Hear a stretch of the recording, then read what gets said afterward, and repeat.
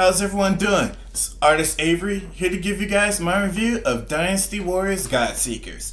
Now, Dynasty Warriors Godseekers is brought to us from the famous Omega Force and Koei Tecmo. Now, the really cool thing about this game is it's a digital-only strategy role-playing game. So those who are fans of strategy games and of the Dynasty Warriors franchise will find something that they will love with the Dynasty Warriors Godseekers game. In fact, since I'm talking about it, let's just jump into this gameplay and start my review for you guys. So, jumping into the gameplay of Dynasty Warriors Godseekers. So, this game is still going to be based off of the Romance of the Three Kingdoms, just with a magical twist. Now, for those who are not familiar with the Romance of the Three Kingdoms, it's a historical Chinese novel that essentially depicts the turbulent years of the end of the Han Dynasty, and it goes all the way towards the Three Kingdoms warring period. So in terms of historical dates, we're going from 169 AD to 280 AD, which is the reunification of China. Now, the magical twist in the game, it really appears when the heroes and friends, Zhao Yun and Lei encounter a magical being known as Li Xia, and they go into a venture to regain her powers. Within the game, her powers are essentially spread across the land in forms of orbs, which allow the iconic characters from the Dynasty Warriors and Romance of the Three Kingdoms to actually gain control of. One of the major one is Cao Cao, who ends up becoming the main villain within the game. Now, in terms of the gameplay itself, we're talking about a really strong, again, strategy RPG with turn-based mechanics. So you definitely are playing as if it's grid-based, so you get to set up your character's movements and attacks. Now, the really cool, unique thing is that each character has its own character type, essentially. It's divided in between 5 unique types. You have your attack, your speed, your tech, which is like techniques, your defense type, and your spirits.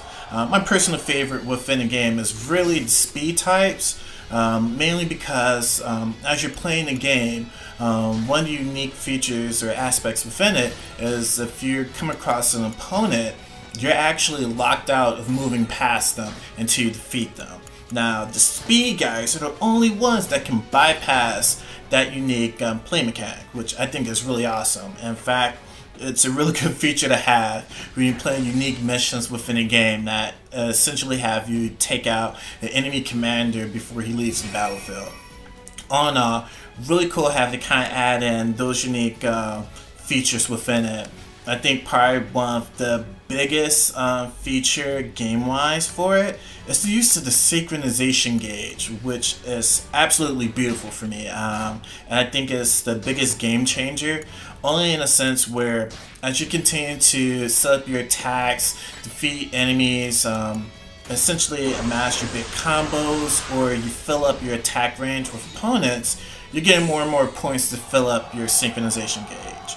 Now, when you fill that up, depending on how you align your characters, you can activate the synchronization attack. And this is really amazing because if you've set this up properly, like you can essentially allow for characters that have already attacked to move again, and once you essentially picked all the attacks that you want for all your characters, then you're essentially able to unleash another final attack. And that final attack is when the button mashing essentially begins. So you haven't really escaped the button mashing at all from this Dynasty Warriors game. You won't escape it. It's a strategy game, I know, but that button mashing is still there. The button mashing aspect really comes when you're trying to essentially boost up the attack damage of your final synchronization burst, as I like to call it. And the moment you finish all of this, if you have literally planned this all right, oftentimes you can get enough points to refill your synchronization gauge and do it again. In fact, there's a trophy if you can do 3 synchronization attacks within 1 turn. But the really cool thing is literally by properly planning this stuff out, it gives you the opportunity to turn a one-sided fight into your favor, or honestly take out all the enemies within a game. I've done that numerous of times and I personally love it. It's a really cool feature. Now, jumping into a little bit of the characters, the character part is really nice. Now, if you're just going to run through the main story, you might get a little bit upset because the characters that you come across and that gets added to your party, they're not there permanently. So the only ones you typically have from the beginning to end of the game is really going to be Zhao Yun and Lei. Now, that's not to say that you won't be able to get some of your favorite characters. There's actually an option within the game, which is through Li Xia's power, which is to control fate. There's a unique feature within the game known as the Path of Destiny, and that one is really dope because as you're progressing through the main story of the game, and you're essentially just enjoying the game, you're playing with some of your favorite characters, you've saved up certain amounts of money, or you just leveled up your characters to a certain degree, and unlocks some of these unique conditions where you can view unique dialogue scenes for your characters. Now, bypassing that, because that's not really the rewarding thing, the rewarding thing about the Path of Destiny is that it allows for you to unlock other characters. So, the opportunity to play as some of your favorite characters, for me, it is Gunning and Zhou Tai. I'm super happy about that. Literally, the Path of Destiny just gives you the opportunity to unlock your favorite characters. You get more items and rewards from it, even money. And then really cool thing is you get level up points as well. Those leveling points is really to allow for you to essentially learn extra abilities and increase the stats of your characters as well. So that right there is a really big thing, and I personally love it. And the really cool thing about it is that it just adds more content to the game, because once you've essentially done certain conditions within it, it even unlocks extra battle scenarios as well, so you don't feel like you're just running through the game itself. And even when you beat the main storyline stage, it will also unlock 3 extra battles for you. So it does give a lot of battles and content for you, all with like different battle scenarios and tactics as well, which is one of my personal favorites coming to the game. Now, I know for those who are not so much a fan of the turn-based mechanic that this game features, being that it is a tactics game, you're able to skip or not even so much skip, but really fast forward your enemy, the enemy turn. I think it's a really cool feature. I think it's really well thought out that Tecmo add this, only because for those who are not willing to wait and see the play-by-play, you're able to jump all the way essentially to the end, or skip to some of the main attack patterns or positions that the enemy align themselves with. For me, I love taking it slow. I like taking, sitting back and really watching out how the enemy moves and where to position themselves, because how you guys attack is really going to be essentially really knocking out these massive formations, and how these opponents literally line up is really the key things within it, and taking advantage of that. Another cool thing that was really nice is the camera. The camera angle is really dope. You don't have to really worry about those really bad angles you come across. You can actually move the camera angle to wherever you position it.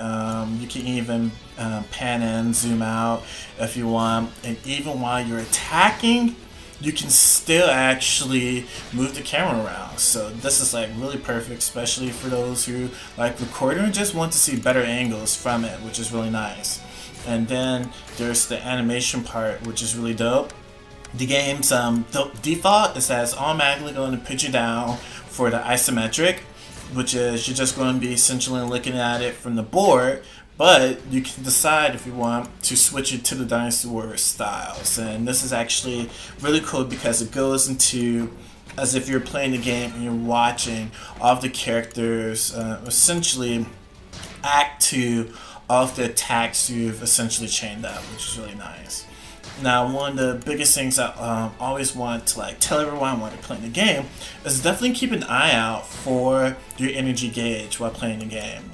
That's going to be something that's really crucial, only because every attack that you essentially initiate or you put into your attack queue takes up a certain amount of energy.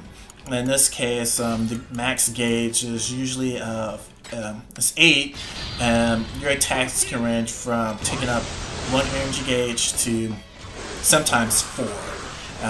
And as you're leveling up your character, you actually end up learning more and more abilities.